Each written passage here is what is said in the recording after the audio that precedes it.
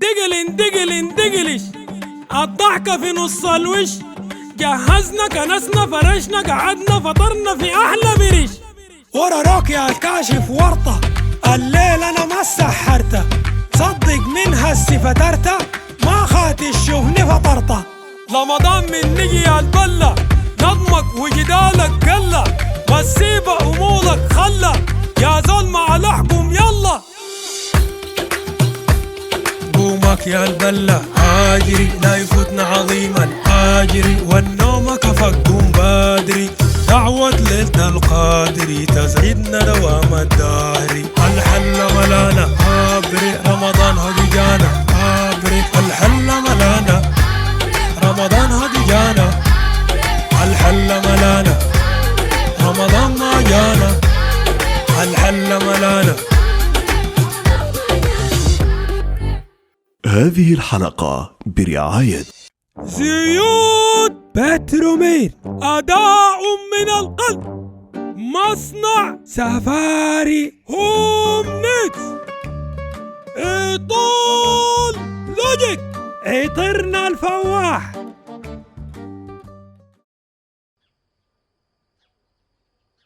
يا أخي معقولة دي كلها ملتزمات الخبيز؟ دقيق وفاميليا وسكر وزيت وسمن وخميلة. يا أخي دي شغلة كتيرة خلاص. علي الغصم كان جبت معاه فحم وشوال بصل تفتح لك بغالة في أمانة الله. المشكلة تدقش السوق الدقيق بس بخمة قلوش وكله طالع ما في حاجة نازلة. يا زول الأيامات دي ما بحاجة بتنزل غير لاستيك العربية وتموم تهوى. يا زول أقول لك حاجة ندقش الطاحونة ونشتري القمح حلينا ده بس بيرجعوك به طوالي محل ما جبته. يا زول الخبيز ده عنده دقيق طبي. انا عندي مكنة خبيز بنظفها وادخل الخدمة طوالي. ما بنقدر على التلتلة دي وعلى اللقن نوفر القريشات. هو قال لك الشغلة واقفة على المكنة بعد تنتهي منه بتوديه الفرن ولا بتشره في راس البيت. كمان الورقة الجديد مكتوب فيها قولنفل وسكر مسحون. انت كان داير شورتيه على الكاشف القريشات اللي عندنا دي احسن نغير بيهن المروحة. ويوم العيد نملى الشيالة دي حلاوة دربس وحلاوة نعناع وكان الله يحب المحسنين. يا أخي معقول يا البلة إنت من زمن حلاوة دربس؟ معقولة يا جماعة؟ الخبيز ده في بلدنا ثبته في العيد زي الهلال وسمح كطعم لكن كعب على الجيب. يا زول الشغل ده فنياته كترت وبقى في أشكال وأنواع ونكهات وشي مثلث وشي وردة. لا نحن غايته خبيزنا السوداني الواحد ده ما قصر معانا تب. لكن ده ذاته يا حاجة لمين نحن معلمين فيه.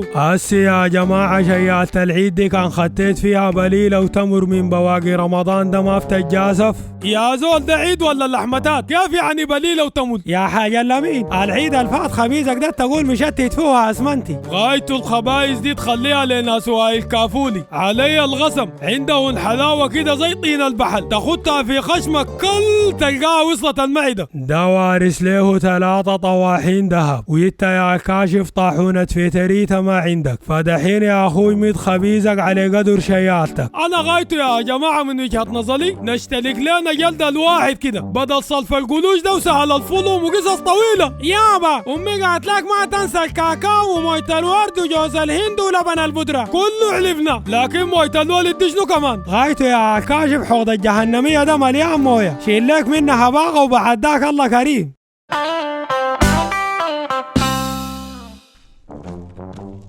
عليك الله شوف يا البلة السوق ده يغلي كيف.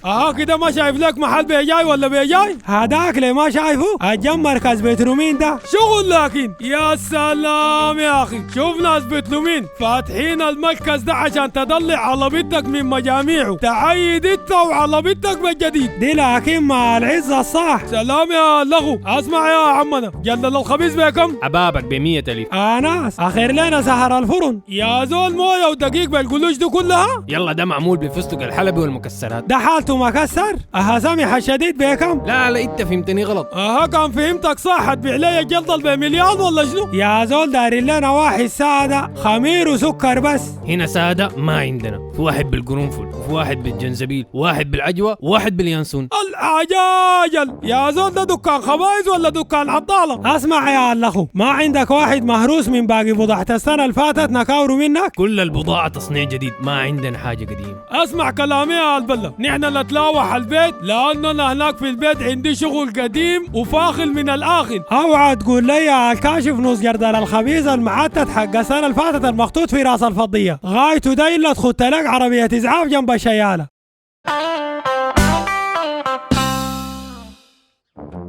البلوف نظرية لا أسقط الله لك حسا ونحن في خواتيم ليالي الفيلش الرمضانية. هو نظرية برا حتى سواقة معاهم شكله منا العيد يقرب بيصفروا العداد حق الفيلش ويستعدوا لونسة الضلالة وبيقعد على الاثنين ديل ما أصل الناس منا العيد يقرب بتدخل فيهم خلعة شديدة خلاص. السوق ده بالله فاير زي موت البليلة يا خي زول يا حاجة اللي مين فالش له حاجة بيتمنى في الناس منى معقولة لكن يا جماعة يا خصله ما معقول سعر جزمة الزول الكبير من الشافع يكون الفرق في المقاسات بس. وبرضه مفروض الناس في العيد ده تتعافى وتصالح، الدنيا دي آخرها كوريجين تراب. صدقت والله يا حاجة اللمين، مفروض الناس تعافي بعضها وتصل لحمى لأنه نحن في أيام مباركة يا أخي والعيد ده ذاته فلحة. خبر الخبائث شنو يا ناس وعملتوا شنو في جردل الخبيز اللي قلت لكم يا الكاشف؟ ما بتهبش يا حاجة اللمين يا أخي الجلد الصغير داك بخمة قلوش وكان قلت تشتري الحاجات وسويه في البيت كان بيحت البيت ذاته ما تطلع لك جردلين. عشان كده يا حاجة اللمين خميت لي ملوة بلح بديك منها نصيبك وعندي خبز والد السنة اللي فاتت وعلى كده الشيالة ما لقت. يا أخي أنا طبعا لما كنت شافع عمتي مطرق كانت بتعمل 3 براميل خبيز بتقسم للحلة كلها أي زول جردلين. العجاجل شنو يا سواقة خبز بالبراميل؟ والله ده ما سمعت إلا عندك انت. كيف يعني بالبراميل؟ هو ده خبيز ولا شربات يا سواقة؟ هو كلامك سمح يا سواقة بغض النظر عن براميل الخبيز ديل. طيب ما ترقع ناس البيرش ديل بجردل جردلين كده؟ الكلام ده زمان طبعا لكن بتذكر طشاش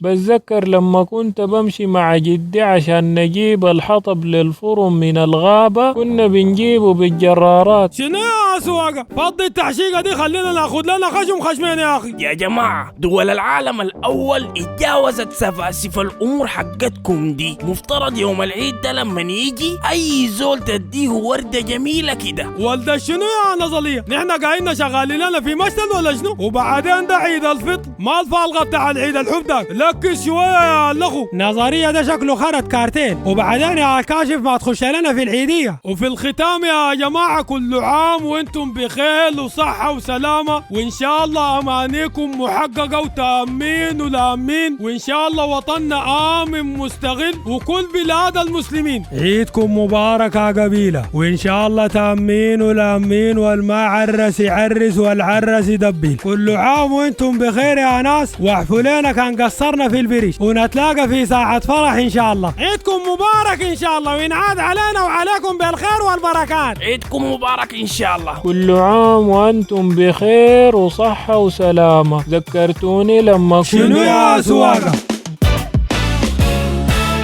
كانت الحلقة برعاية زيوت بتروميل أداء من القلب مصنع سفاري هوم نيدز عطول لوجيك عطرنا الفواح